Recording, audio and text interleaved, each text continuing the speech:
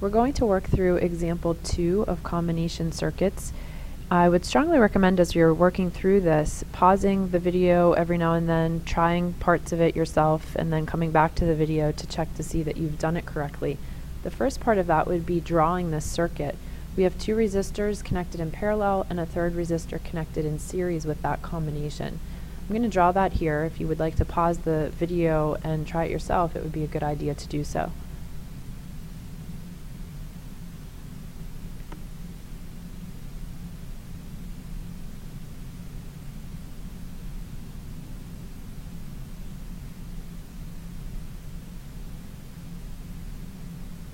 This is one version of what this circuit might look like. There are other ways to draw it, but the key is that R1 and R3 are on a path that's independent of R2 and R3. It's a separate path. Now, in this particular problem, we're given the 3 values of resistance.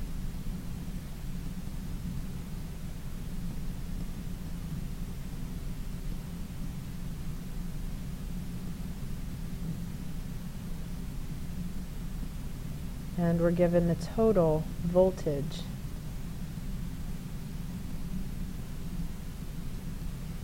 What we're going to have to find is very similar to what we'll have to find in any problem like this.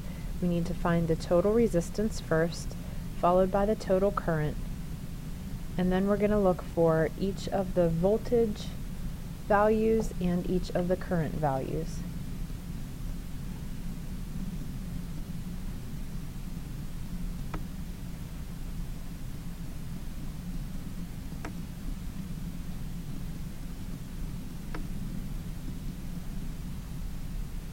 When you're trying to find the equivalent resistance of a combination circuit, you look for the most simple connection first, or the connection within the connection. And in this case, that's the value for R1 and R2 combined. So we would start with that. We would combine R1 and R2, and since they're a parallel connection, we would do that by taking 1 over R1 plus 1 over R2 and inversing that quantity. Substitute your values.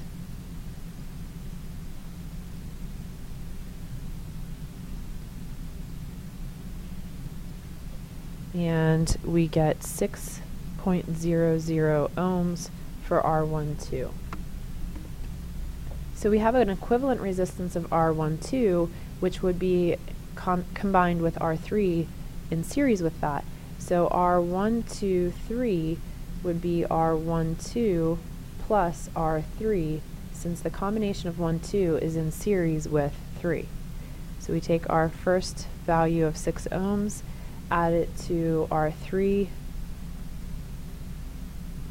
and we get 24 ohms. What this allows us to do is find our total current. Total current is going to be total voltage divided by total resistance. Our total voltage was given as 15 volts. We just found our total resistance, 24 ohms.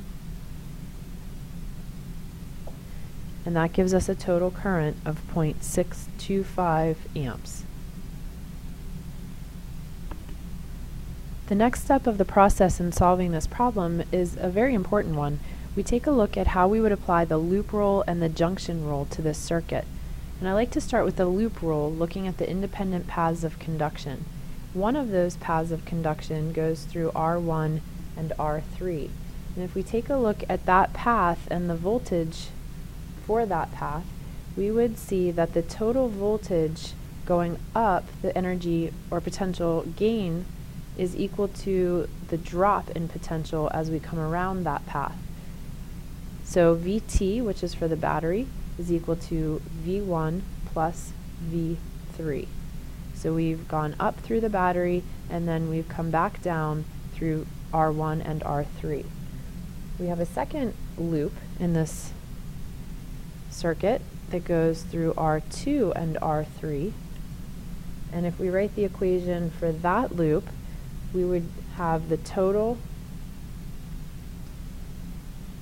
voltage coming up through the battery is equal to R2 plus R3, or V2 rather, plus V3.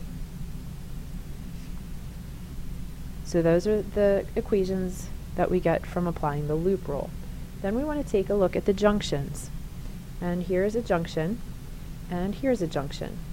So coming into this first junction, we have the total current, and leaving that junction, we have what I would call I2, and we also have I1. So the equation for that junction, we have the total current going into that junction, and the sum of the currents coming out of the junction would be I1 plus I2. For the second junction, we have I1 coming into that junction along with I2,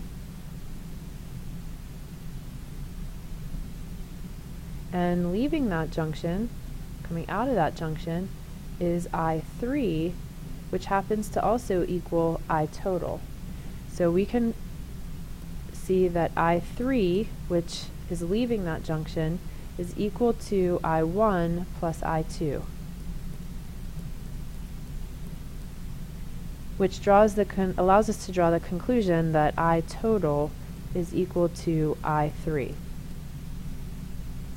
So this is the series of equations we're going to use to solve the rest of the parts of this problem. You want to look at your set of equations and see if there's anything that stands out to you as a good piece of information that'll be really useful. And in this case, since we've already calculated I total, this IT equals I3 is pretty important to us because it allows us to solve one of these values already. IT equals I3, which is equal to 0.625 amps.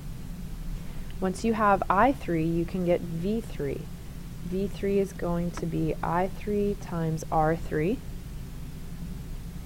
So we take our value of 0.625 amps and multiply it by R3, which was 18.0 ohms, and we get 11.3 volts. So we look at V3 and I3 and where that comes into play. Since we know V total and we know V3, that allows us to use this first equation here and get V1. So V total equals V1 plus V3. Rearrange that for V1, and we get V total minus V3. V total was 15 volts. Subtract from that the 11.3 that we just found, and V1 is 3.7 volts. Once we know V1, we can get I1. I1 is V1 over R1 based on Ohm's law. We just found V1 is 3.7 volts. Divide that by R1, which was 10 ohms, and we get 0.37 amps. If you take a look at the second equation that we had written for the loop rule, Vt equals V2 plus V3, so we can see then that V1 and V2 would have to be the same, which makes sense because they're a parallel connection. So V1 equals V2, which is also equal to 3.7 volts. Now that we have V2, we can get I2. I2 will be equal to V2 over R2. 3.7 volts divided by our 15.0 ohm resistance, and we get 0.25 amps for I2.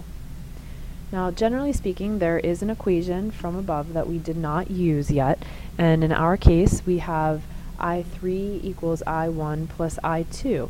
And you can do a quick check with that, and we have found that if we check I3 equals I1 plus I2, I1 is 0.37 amps, and I2 is 0.25 amps, and as we would expect, that comes out to be the same value. With rounding with significant figures, we get the 0.62 amps that we had gotten for I3. Now, because these values are rounded values and calculated values, sometimes you will be off by a decimal place or even a tenth or a hundredth of a decimal place. So you can get a little variance there, but it's a good check to see that we are very close with our final answer.